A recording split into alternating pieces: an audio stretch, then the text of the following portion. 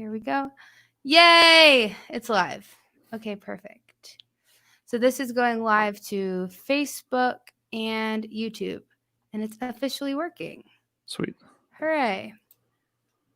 I'm going to make sure it's all good on our end. Hello, people listening live. Thanks for tuning in.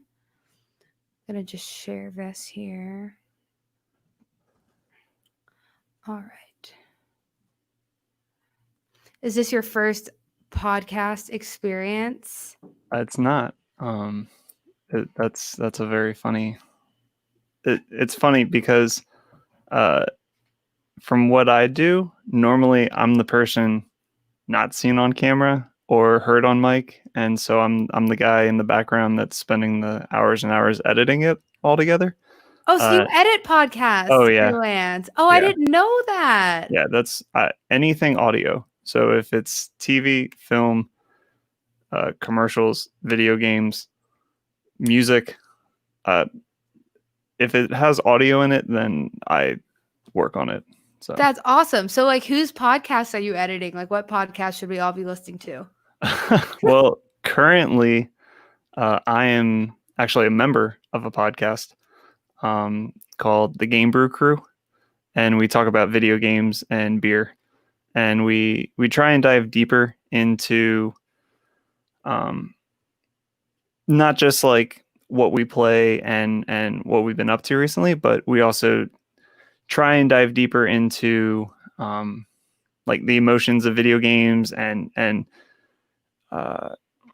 just like a little deeper meaning of some video games. And that's an awesome name for a podcast, Game Brew Crew. Because right away it's okay, games, I assume video games, brew, I was gonna say either coffee or beer. So they really hit the nail on the head with whoever created the name for that. Oh, did I?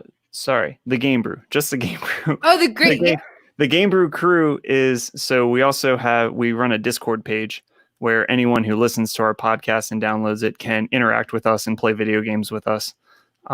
And so that's a cool that's awesome community experience that we've kind of built. And I think we have like 100 something members on our Discord page. And so it's nice that we've kind of built that community that interacts with us, and it's been fun. Yeah, what a unique way to build community. I never thought about that, but like that's perfect to connect with your audience, because obviously that's who's listening, is people playing games and drinking beer and hanging out. So that's great. That's fun.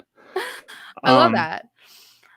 And then I've done lots of one-off pilot episodes for people that help them to pitch the idea to NPR or other people. And then when I was working in post-production at a post-production studio in DC, I was doing a reoccurring 2-hour-long radio show podcast about real estate.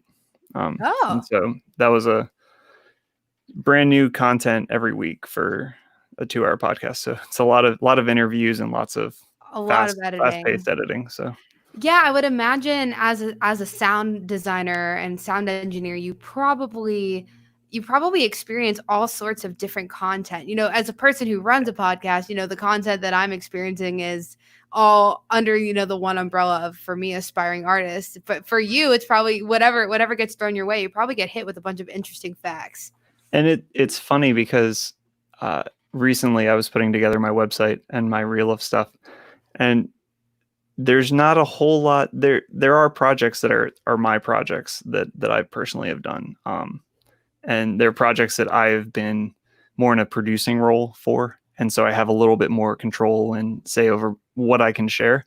Yeah. But I have like, looking back, I have like 8 years of stuff that it's a little more tricky for me to dive in, because they weren't really my projects. I was just working in the shop that was working on these things. Right. That's very cool. Well, hey, for everybody listening, this is a live podcast, so welcome. We've just been kind of bantering at this point, but I'm going to give it just a couple seconds of dead air. I'm going to introduce Alex so you guys all listening at home can know who he is, and then we're going to dive into the good stuff. Not that this hasn't already been good stuff, but dive into more good stuff. So it'll be great. So here we go. Capturing musical moments and making them available for others to experience has been a longtime passion for Alex Ryder. What started out as a curious high school kid recording with his rock band in an old chicken coop has led to years of fine tuning his craft to ensure every moment of a performance is not lost in translation. His audio company, A Writer Sound, specializes in live recording, mixing, spatial audio, and home studio consulting. His work includes creating and shaping audio content for TV, radio, web content, podcasts, audiobooks, and video games, as well as freelance performance work himself. Alex, thanks so much for being here. Yeah, thanks for having me, Rachel. Of course. Okay, so can you explain this chicken coop thing? Yeah. Like, what? I just want to know about the chickens. So, where I grew up in Maryland was halfway between DC and Baltimore, and there are some more rural parts of Maryland, out in like western Howard County, and there's an old mansion that it's not there anymore. They tore it down and built a whole bunch of housings and housing developments, but there was an old chicken coop that was on the property that a guy turned into a really nice recording studio. And so all of the high school bands and bands in like Central Maryland used to go and record there. And that was my first recording experience, was at the chicken coop. So was the chicken coop a good place to record just because it was just a blank canvas for them to kind of build up a studio? Or is there something to be said for like a small, really acoustic room? I think that it was great for, I can't remember the engineer's name, but it was great for him because it was a blank canvas for him to build out. He had a really nice live room. He had a really nice drum room. And then he had a control room kind of in between the two rooms. And you couldn't tell that it was a chicken coop when you went in there. Were there chickens? No more chickens. When I read that in your bio, I was like, that is the first thing we need to talk about. Because that's just awesome. So it's so funny to me because we went to the same college, but so thank you JMU and thank you Facebook for bringing us together. Although we never, at least to my knowledge, never met at JMU, never met in real life. So I'm really glad you were able to connect with me through my promotional posts. So I guess that means they're working? ? Yeah, no, I would say they are. People are seeing it, as a behind the scene. I guess I'm not necessarily behind the scenes kind of person, but as a business owner, and I'm sure you know this yourself, like you spend so much time promoting your business. It's nice to know that somebody outside of your immediate network is seeing what you're putting out there. Mm-hmm. Yeah. So that's yeah. great. It's especially when, I mean, we both come from a pretty large community of musicians in the JMU community, and then you're in the Maryland theater groups as well, and so it's like when you post some new content or something, it's like you have the same couple people that like your new song. Yep. So it's nice when it's awesome. It's so great to have those people that build that kind of foundation of support underneath of you.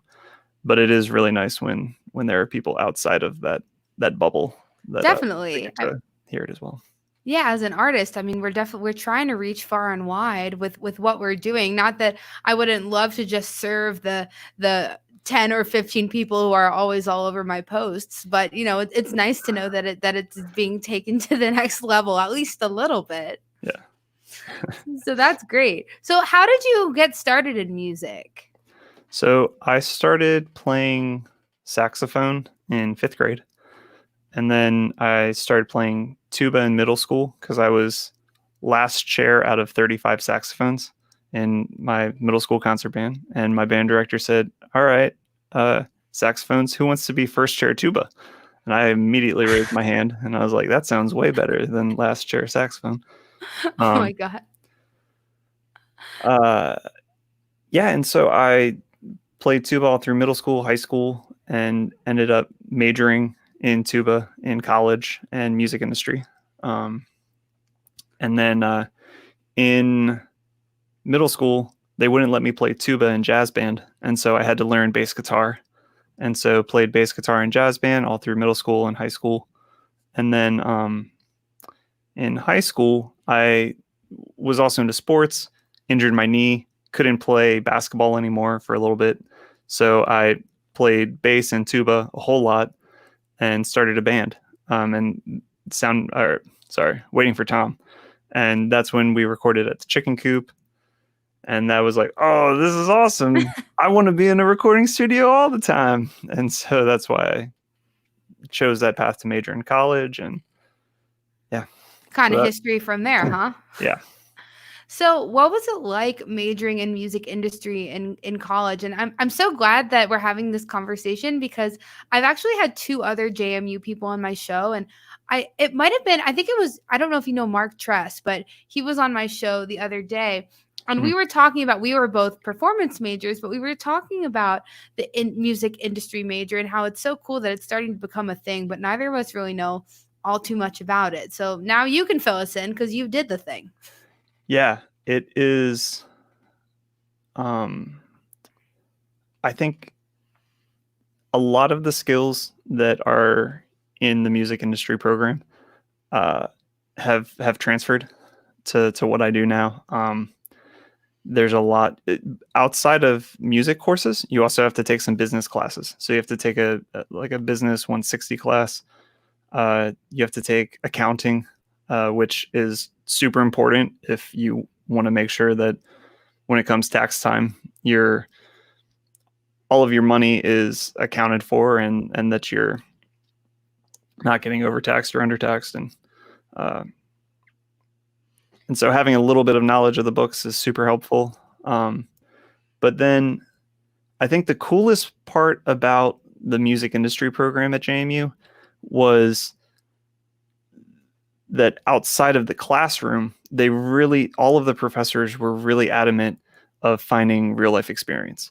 And so I was also the president of the Music Industry Association at JMU, and we hosted concerts on a almost weekly basis. Sometimes we helped run the coffee houses open mic nights every Friday night. And so it was kind of those experiences of actually messing around with forming a sole proprietorship and starting a business to book bands and market bands and promote bands in Harrisonburg that was a lot of the really fun stuff that I did in the music industry program. Nice. So there are a ton of people out there who love music, but maybe aren't necessarily musicians themselves. Mm-hmm. Is that the kind of degree you can go into without actually having like formal music training or like an instrument to fall back on? How does that work? So there are programs that you can do that at JMU specifically. If you were a music industry major, you had to play an instrument because of the conservatory-based teaching of JMU. Now, you could do a music industry minor, and so you could major in whatever else you wanted to, and then minor in music or music industry, and take all of the same classes that I took. Got it. Do you recommend that if somebody does want to go into music industry that they have at least a little bit of know-how about how to read music or how to play an instrument, or how important is that if somebody wanted to do sound design?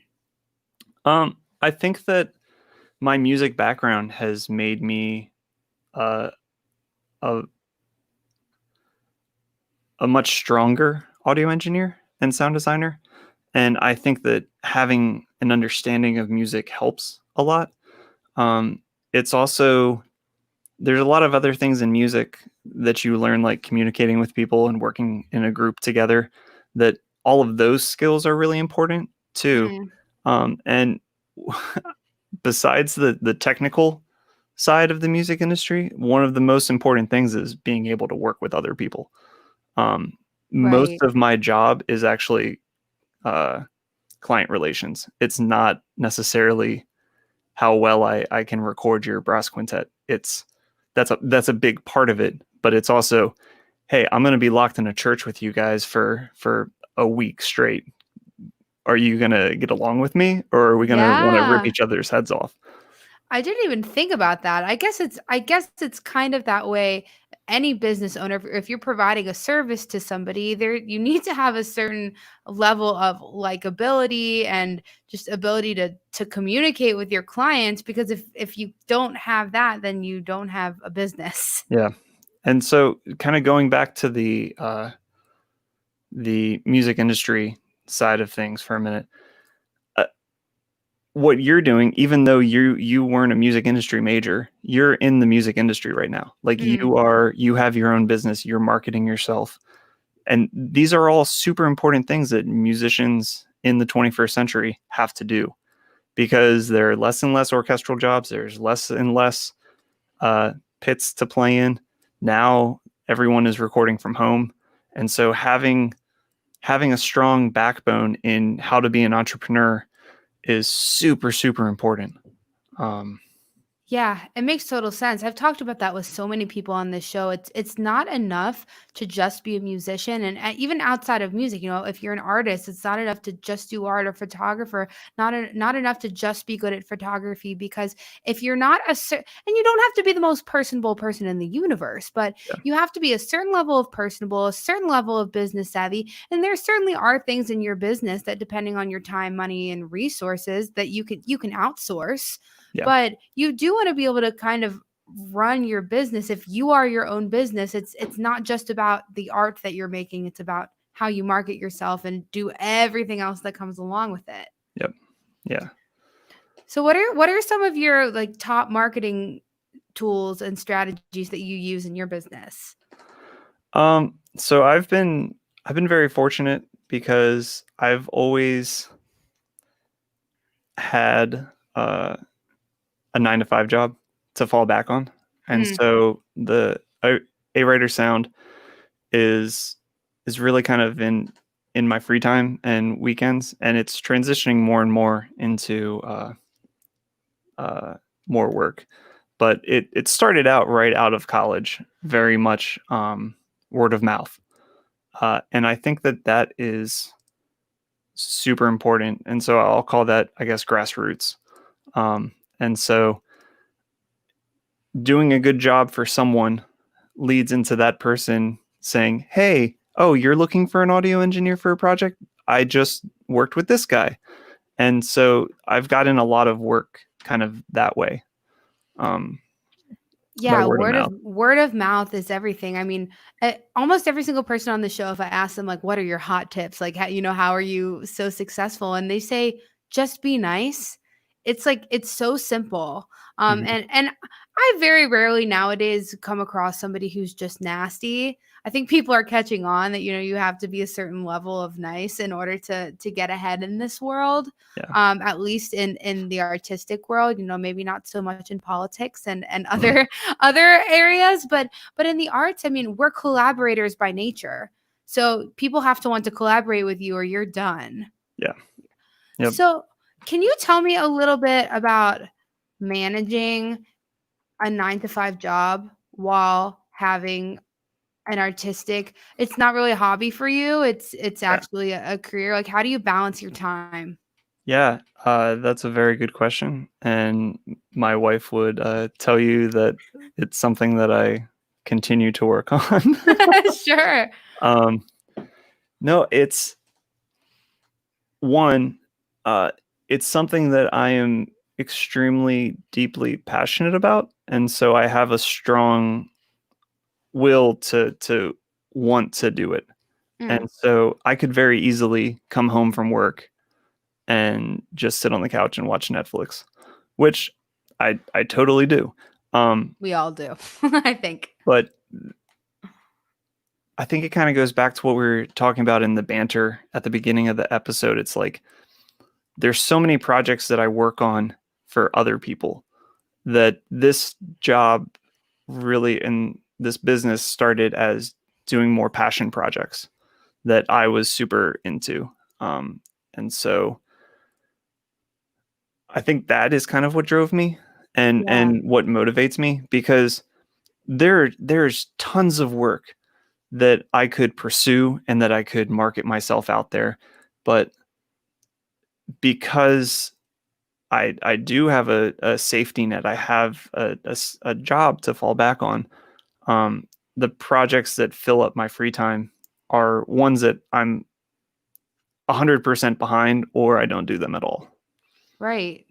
Yeah, I mean, especially that's nice that you have the ability to kind of pick and choose. And if you're listening out there and you're just kind of starting your own business, maybe in the beginning you don't necessarily have that luxury, but eventually you'll find your niche, you'll find your people, then you will be able to pick and choose. And seriously, I mean, I know that I am a workaholic, but I'm a workaholic not and I don't feel badly about it because I love what I do 90% of the time. Of course, it's still Yeah. work. There's still stress that's associated with it and little tasks that I don't love doing. But I literally keep myself up at night sometimes with all my ideas and I just want to sit at my computer and work and work and work because I have so much fun doing it. And right now we're kind of in a time where there's not much to do Yeah.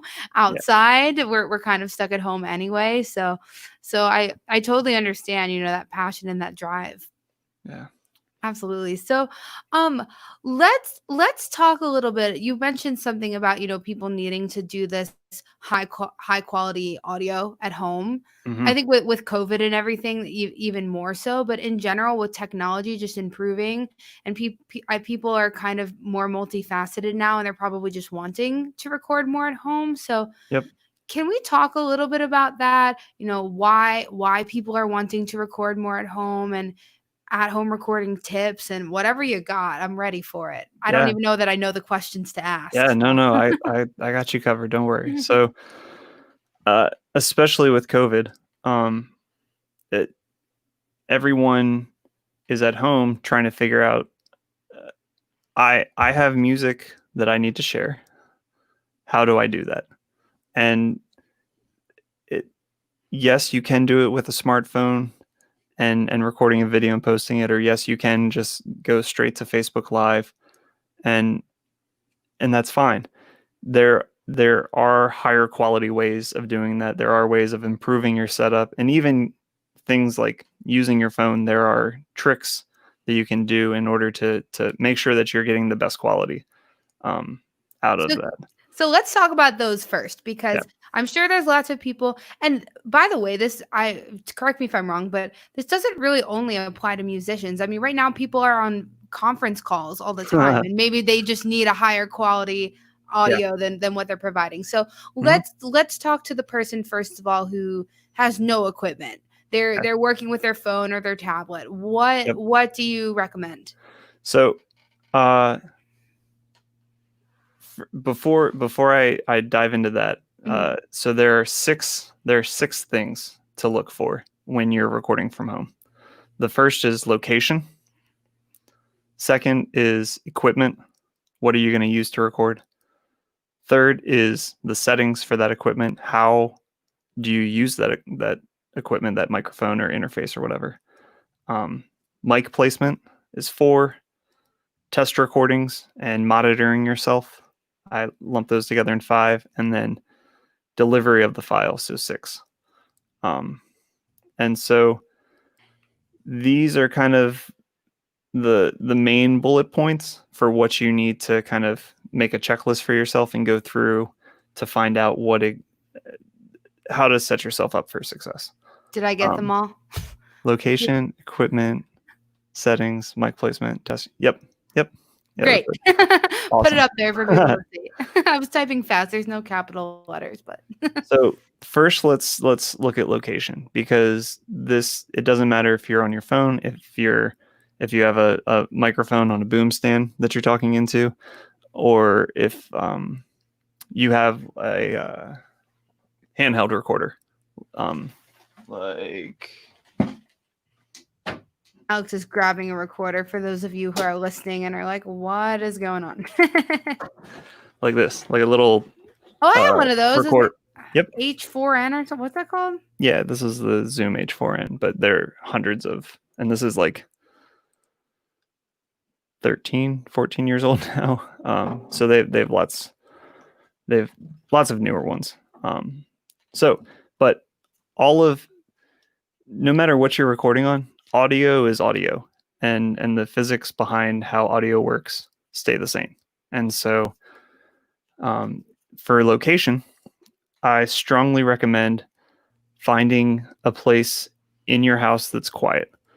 A lot of people try and find rooms that have reverb built into them, or don't have carpet, don't have like thick drapes or a bed that absorbs a lot of the sound. But I think it's actually better to record in those spaces because, especially if you're doing a collaboration with someone or if you are recording and mixing it into a pre-existing track or something, it's just much easier to have a very dry signal that the microphone is picking up just you, not the reflections in the room. Because when someone built this house, they did not build this room to be acoustically sound. It was built so that you could fit a bed and a dresser in it.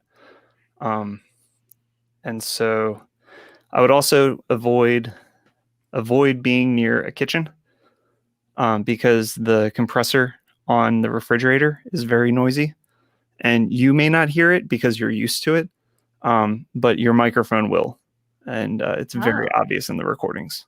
good to know. I guess whatever people think they're doing when they go somewhere that's nice and reverby, it's like you can add that all later. Mm-hmm. Right? If you find Yeah. a quiet room and you need it to have more reverb, you can add it to the sound. I mean, I know that's really basic, but that's kind of the principle you're getting at. Yeah, it's easier to add reverb later than it is to take reverb away when you're mixing, or yeah. Makes sense. And then also same thing with the refrigerator. If you have like a second refrigerator in your basement or your garage, avoid those, avoid furnaces. And if those rooms have doors, keep them closed. But so that would be my recommendation for location. Okay. Great. And then let's talk about the equipment a little bit.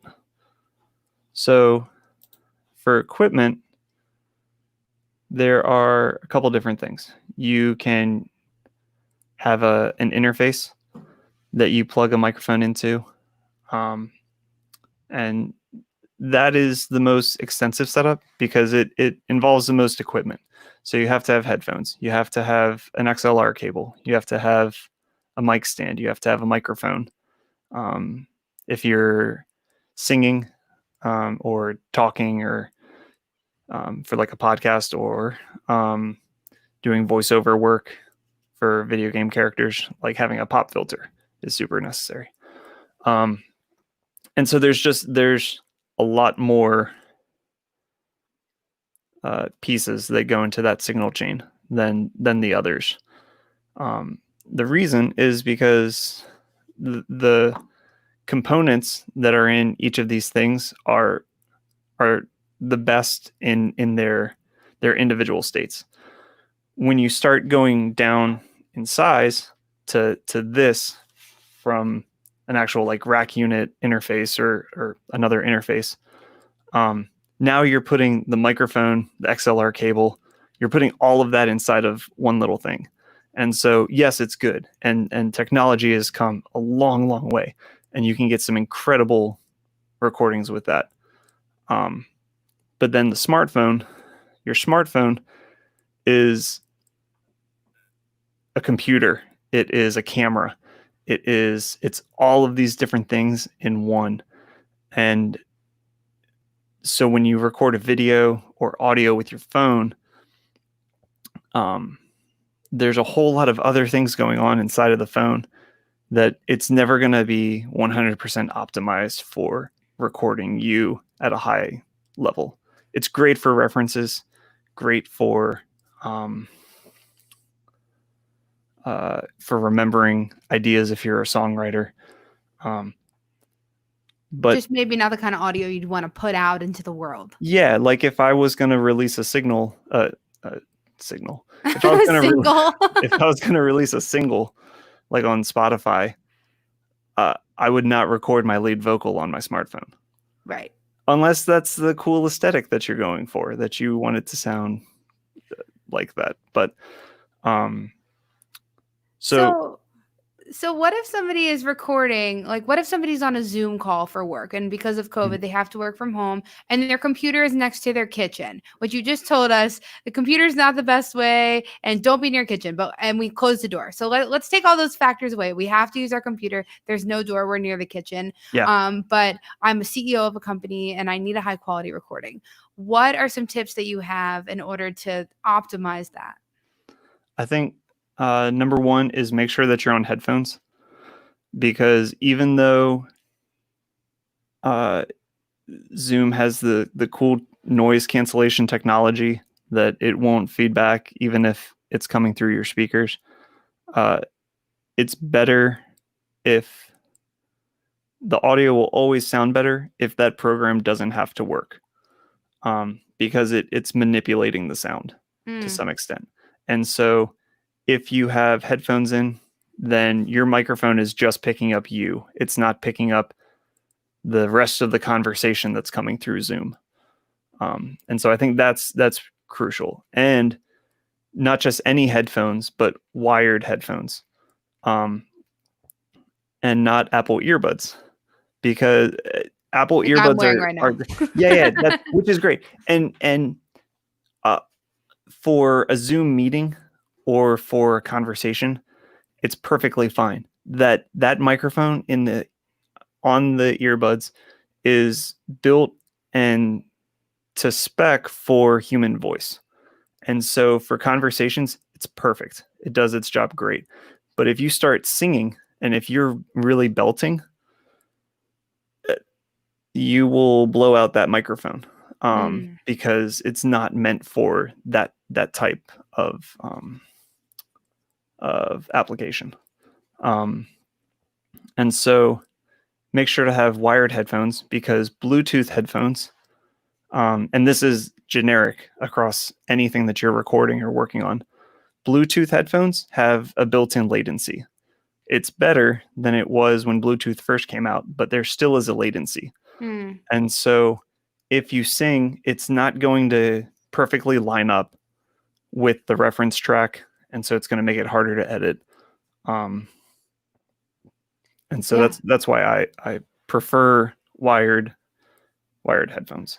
Yeah, that makes sense. So like different types of artists may require different type of audio setup for their day-to-day life during COVID. Yeah. You know, if there's a singer trying to record their music, you know, maybe for a demo or a single or something while they're at home, probably their needs are a little bit different than another style of freelancer who's just using Zoom or something for conference calls. But can you talk a little bit about maybe some of the different type of microphones that these different types of artists could use, and the kind of different price ranges as well? Yeah, absolutely.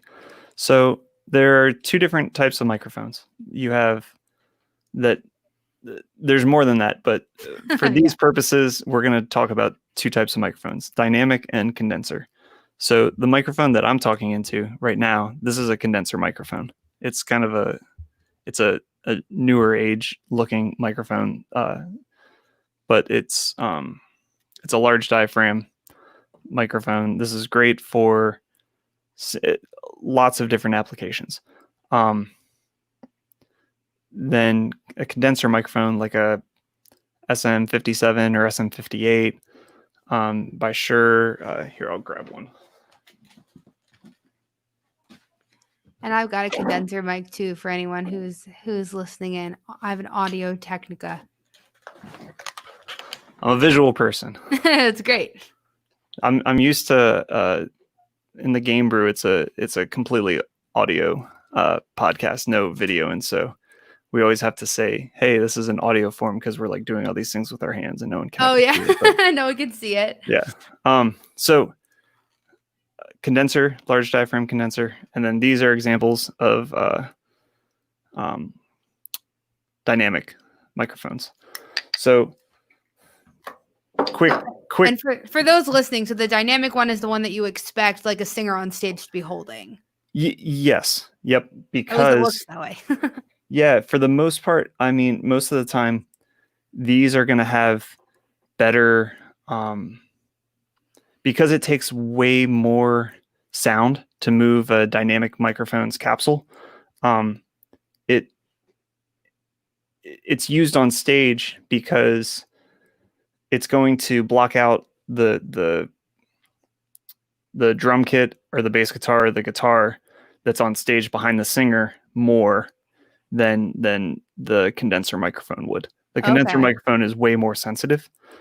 And so that's why it is used for vocalists in a studio, because it picks up all of the nuances and a fuller frequency range than one of these will.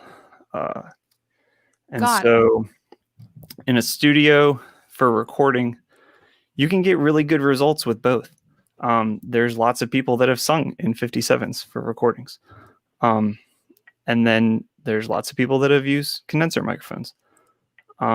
It really depends on what you are recording and what else is going on around you. I think that generally, if you are in your house recording something during COVID right now,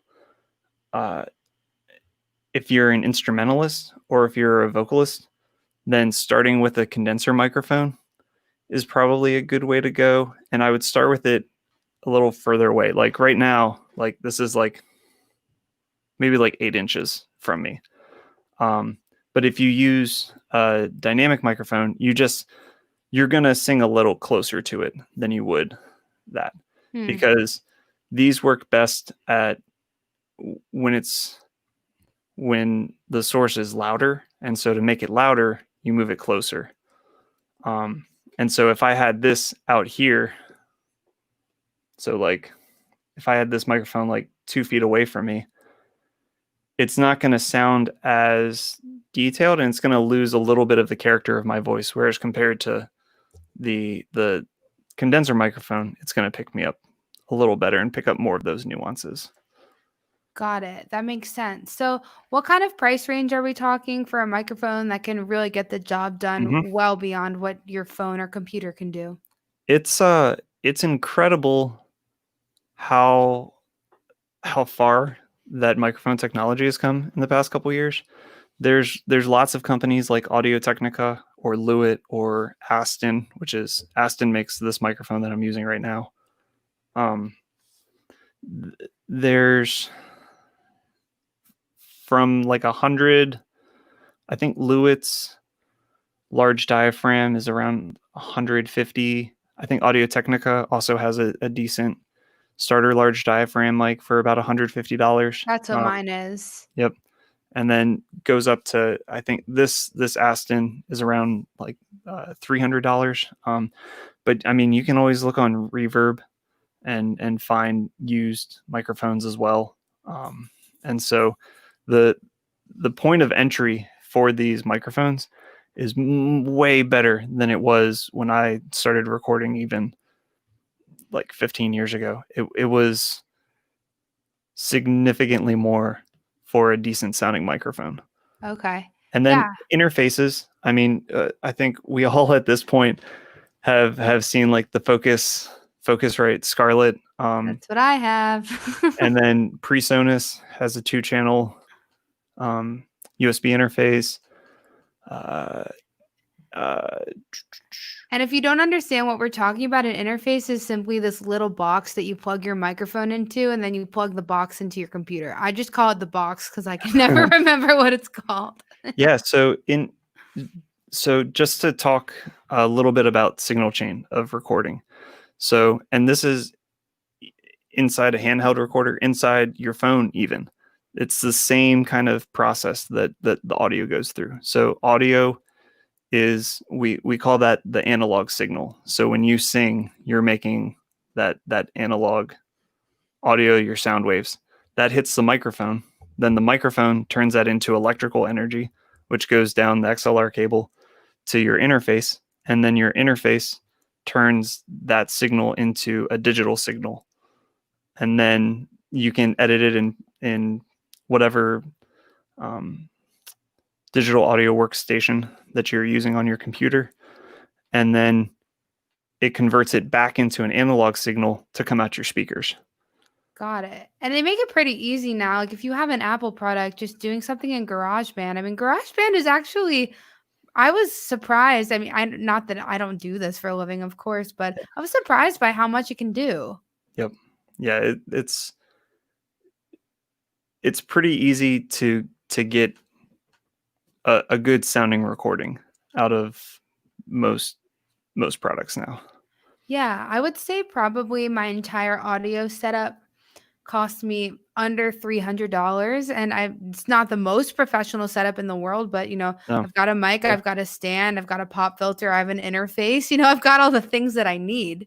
Yep. And it's gonna last you a while too. Like the only reason why it's not going to last you is because your computer dies and then Mac or Windows comes out with a new 50 prong connection that is the only thing that you can plug into the computer now. And so that's the only reason why those interfaces aren't useful anymore, is Mm, because technology evolves to a certain point that you can't plug it into your computer anymore. But there's turnaround adapters and ways to right. get around that. But Yeah, like I have no way to play a CD anymore, not a single way. I think it's so funny, like when I do a show and they give me a DVD and I'm like, I don't know, I don't have anywhere to play this. yeah. So, I there's so many questions I had, but we've kind of been hitting a lot of the bases Well, as we've gone through this. so I guess one thing for mic placement, most of your listeners are singers right now, or Actually, across the board. it's really across the board, and not only musicians. That's why I keep Cool. saying, any sort of artist, because it might just be people who are doing conference calling. Sweet. Cool. Well, just to touch on uh, a little bit for mic placement. Um, I guess I talked about that a little bit. But if you start with the microphone about like the distance that it is that you see on the screen right now, and move it. It's really important to make test recordings and listen to what it sounds like. And you should do that before you have to do the thing that you have to do. So it's Yeah. like if you go out and buy a microphone and an interface and then you hook it up, and the first time you use it is on a Zoom call with your entire company, or with uh, like Just whatever it is a you gotta grant do. fund that is how you're going to make your art for the foreseeable future. Like, it's not good that the first time you're using that is on a Zoom call. Like, you need to Right. figure out how it works before that. And so making test recordings, having good headphones so that you can hear yourself, is really, really important. Um, Yeah. and yeah. And just one thing that I've come across a lot. First of all, depending on the type of sound that you need, definitely do a little bit of research. If you are using Zoom, since that is the platform I feel like most people are using right now, there's different settings that you can do in the audio settings depending. Like I have to go in and like disable, because Zoom likes to have some auto settings where it like cancels out Yep. some of the background noise. So I have to disable those settings and turn on the original sound. And even just something as simple as Zoom allows you to either use the sound from your computer or the sound from your microphone. But if you have your mic plugged in, you have to make sure that you click on that microphone. Otherwise, it doesn't come up. I know that seems obvious, but I didn't know this stuff until I started using Zoom. Yeah. Yeah. And like I said earlier, all of those features to control the audio are based because 99% of people are just going to use the laptop microphone and the laptop speakers. And so in order to appease the masses, that's what they have to do in their program to make it work. Right. And so if you're using an interface, if you're using, just make sure that you've kind of gone through that checklist. And there are hundreds of like if you type into Google, like optimize my Zoom audio settings, like there's a list of stuff that comes up right away. That's a really good checklist for knocking that stuff out. And then Definitely. there's always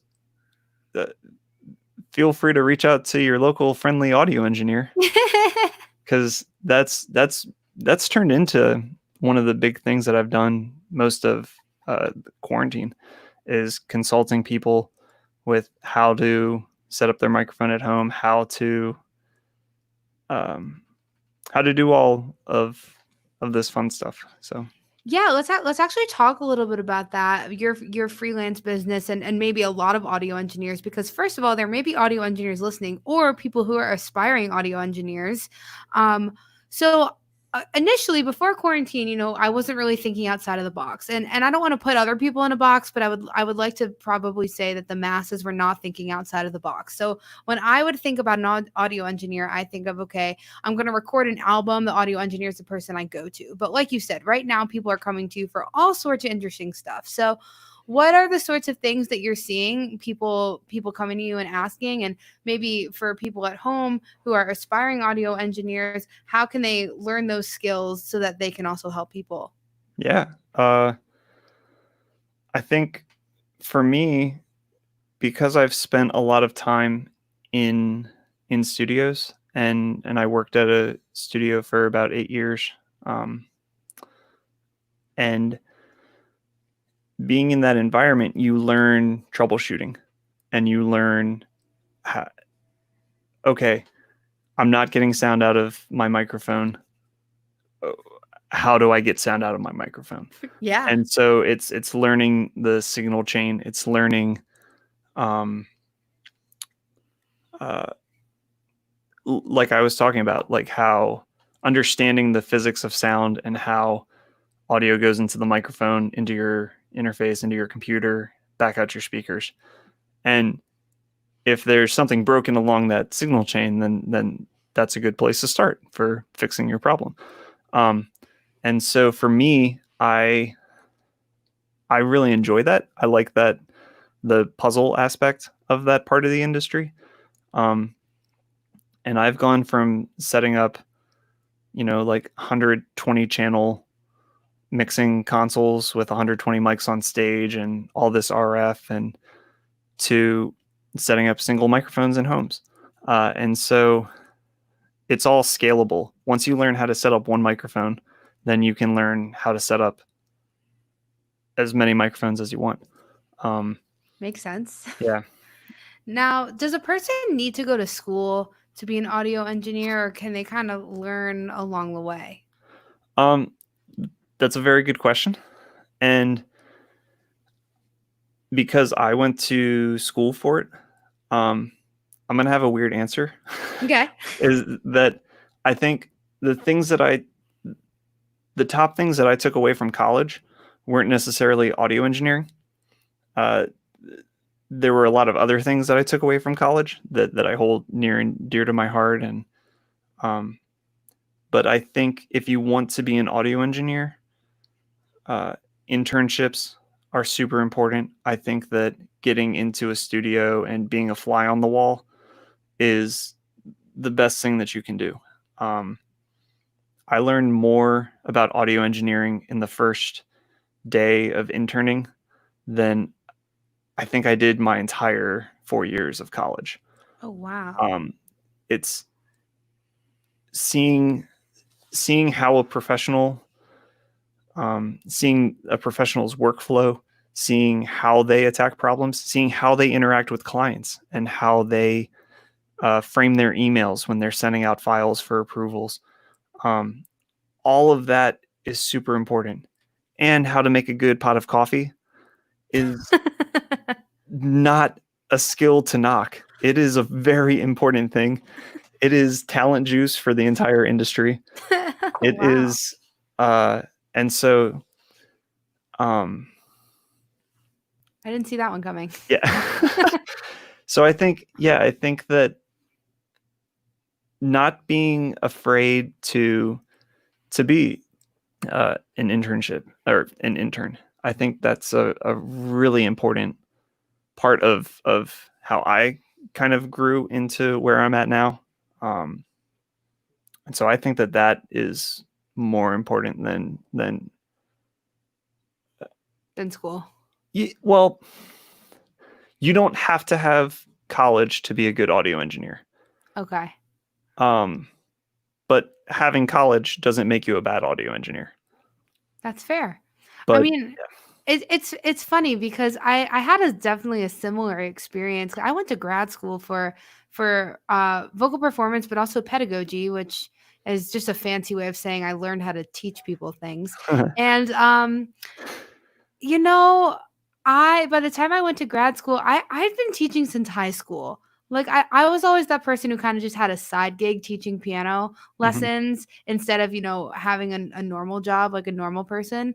And by the time I got to grad school in my pedagogy classes, I was like, and I'm glad that I was there. I picked up some interesting tips along the way, but so much of the stuff that I was like, yeah, I already know this because I've been teaching for so many years. There's something to be said about that real hands-on experience. And I'm not knocking the school experience. I went to school for 6 years beyond high school. So I'm not knocking going to school, but you're totally right. Just that hands-on for in your case studio experience and in my case teaching experience, whatever it may be, Yeah. that the school of life is really where you learn.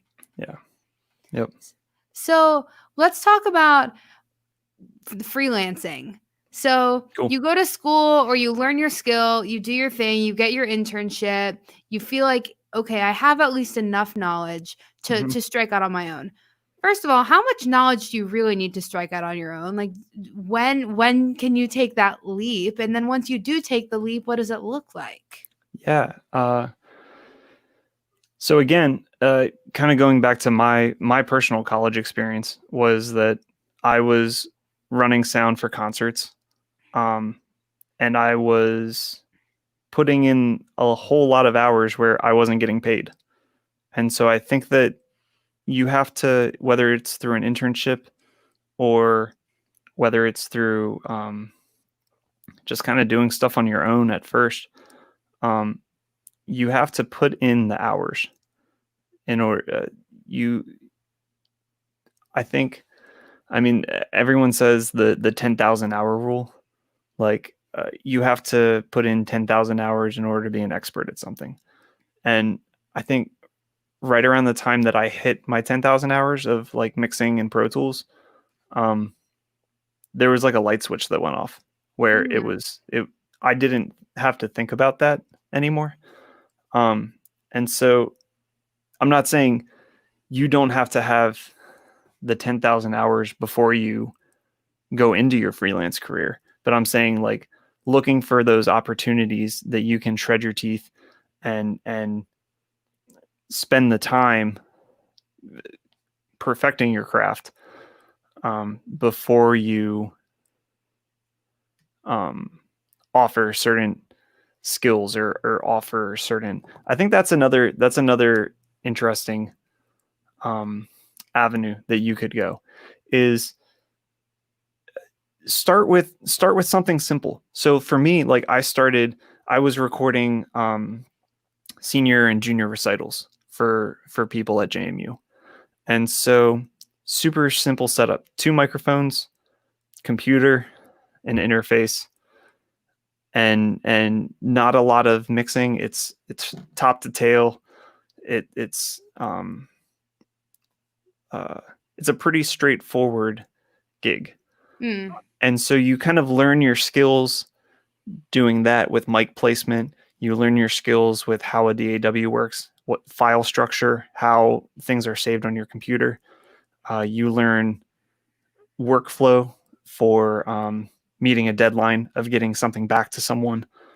Um, and so even though it's just a two microphone setup, that still is you're still being an audio engineer. And so you don't have to go out and record a massive rock band or work on a massive mixing console in order to be considered an audio engineer.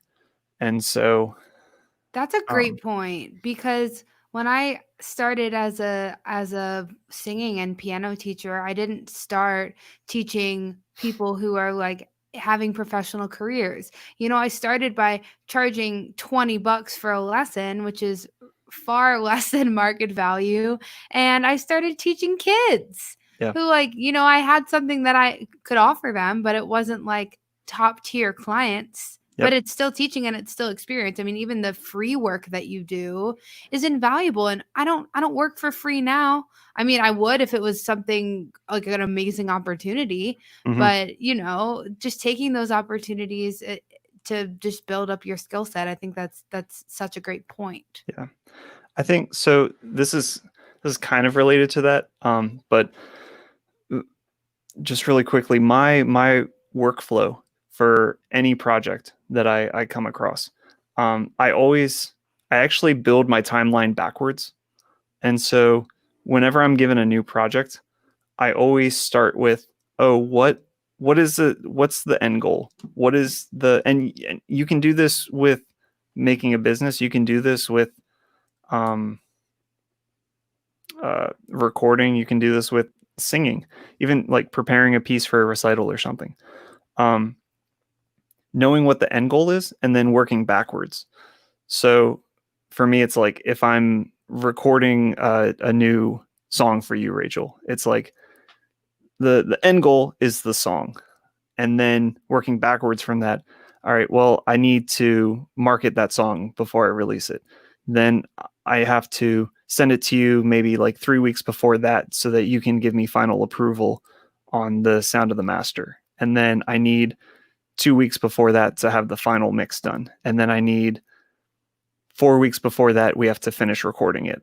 And so building the timeline backwards like that, in my mind at least, helps me keep track of everything. And it really kind of isolates what's important on a project whenever you go out to start tackling it. That's a great tip for any project. I mean, Yeah. it could be something in music, but I mean, even like a at home DIY project. Like, I'm trying to, I don't know, like I've been on TikTok far too much, and people are doing these really fun home improvement projects where it's like, Yeah. okay, I have this busted up fire pit and I'm gonna make like a really cool fire pit area. So what do I want that to look like? Okay, well, what are the things that I'm gonna need and whatnot. I mean, I think that's a great tip for any sort of project. Yeah. Work backwards. So, just as we're kind of finishing up here, so you have the most glowing reviews on your website. So, what are some of the things you're doing as a freelancer to ensure that all these positive interactions with your clients, and that you're really giving your clients that top-notch experience that's going to want to keep them coming back? Um, Part of it is my personality, and that I like to uh,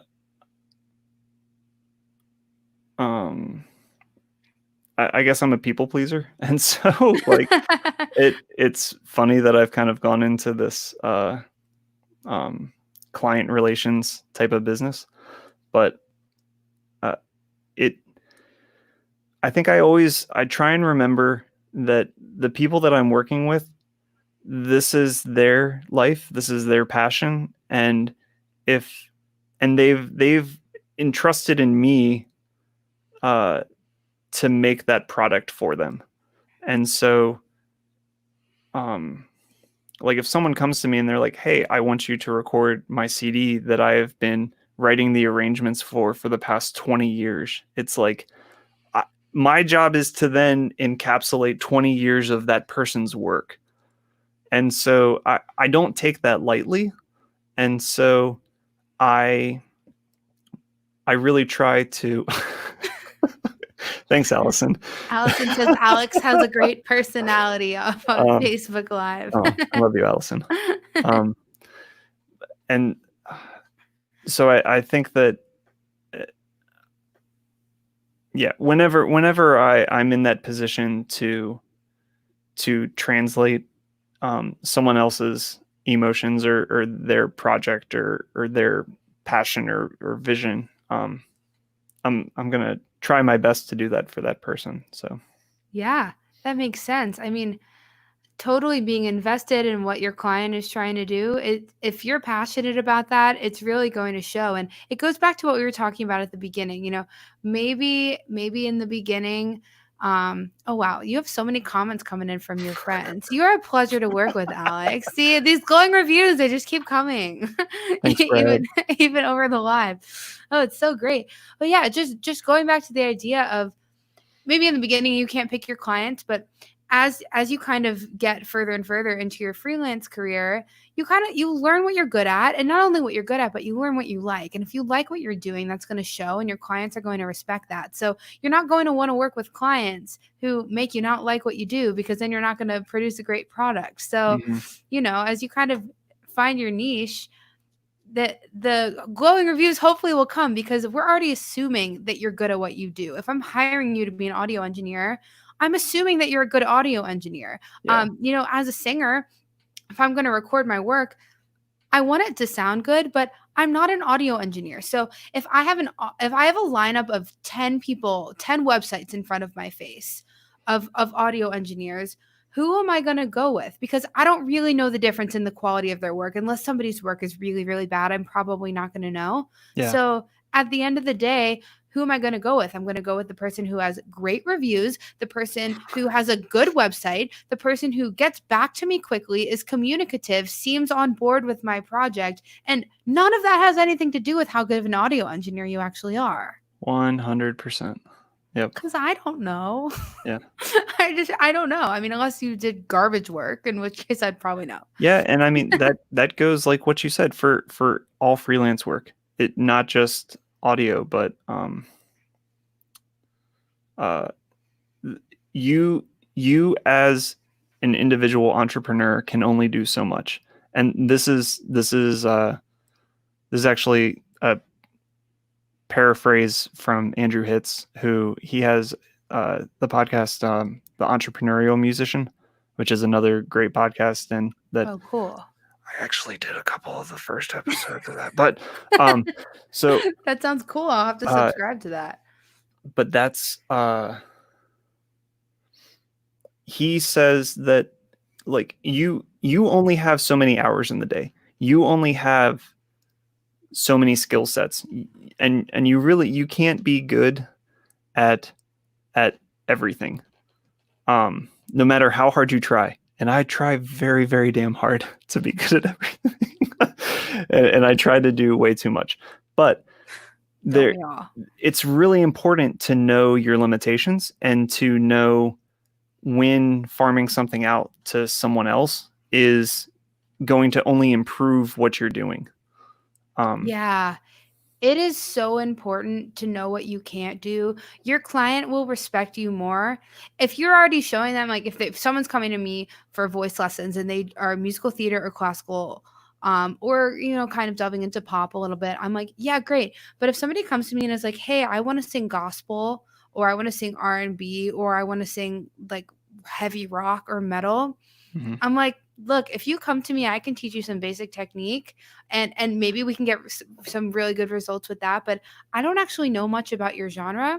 Most of the time, they just say, thank you so much for your honesty, and then still leave me a nice review without even working with me. Yeah. Why am I going to pretend to be something that I'm not? Because your client is not going to get good results from you if you agree to do a project that you don't know anything about. Yeah. And then you get a bad review, and we don't want that. Nope. Good reviews only. Yeah. Hopefully. Yeah. Have you ever had any negative reviews? I just ask because I always wonder how people deal with the hate. In my really 10 years of doing freelance style work, I've had one really negative review, and it's like I could have had 1,000 positive ones, and the one negative one, I still remember it. I've had experiences that were in my control, not necessarily completely out of my control, but I've had experiences where projects have gone sideways, and either I have been in the path of that runaway train, and again, that goes back to client relations and putting on your I'm very sorry that this has happened, but we're going to try and fix it. Mm. Um, and so the negative experiences are just as important as the positive, because it's you can't grow and you can't learn from just doing the right thing all the time. Like if every mix that I put out was great to begin with, then I wouldn't try and be better. Um, and so I had an experience in college where I was recording a recital and uh, of two friends, and I was borrowing someone's computer, and it was on a guest account that I was recording it. And so when I shut the computer down, the guest account deleted everything that was recorded and saved while I was in the guest account. Oh no. So I had to then go to my roommate and my friend and say, "Hey, so you know that thing you just spent 4 years of your college working on? It's deleted." Oh my Um, God. so that was pretty horrible. So wasn't your fault though. It's just Well, like, yes, but it's something that I could have known, and you better believe that every project I do now, I make sure before I shut a computer down that I always work off of an external hard drive, and I always have a second hard drive that I back up that session to, no matter what.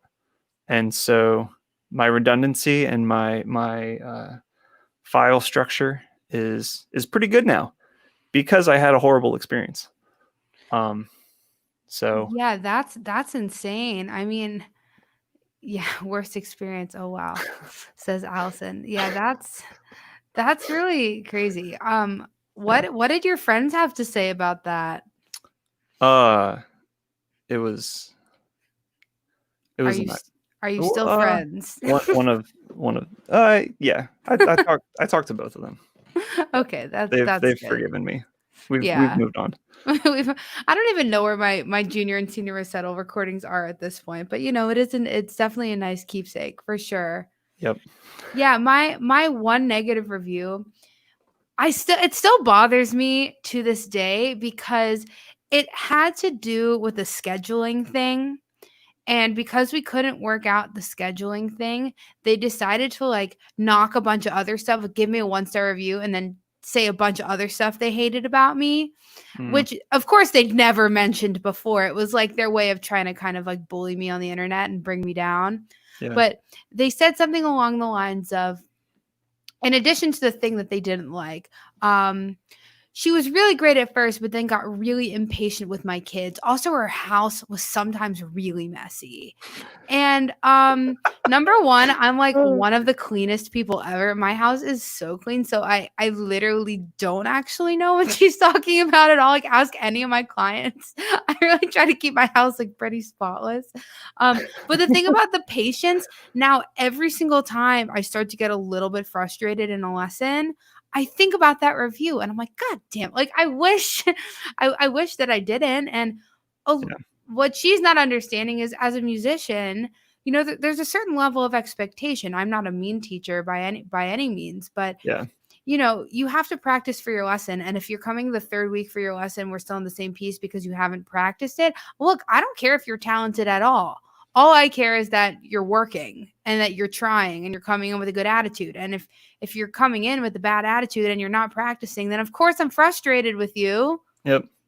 So there's always two ways to look at anything. Anyway, Yeah. tangent about negative experiences. But I agree with you. We do need some negative experiences as artists and freelancers in order to, kind of bounce back. So I Yep. get it. And Totally. it's important to be mindful and keep an eye out for other colleagues that you have seen that have burned bridges, that have made mistakes. Because it's there's always a chance that you can learn, and so It doesn't have to be just your experiences that make you better as an entrepreneur.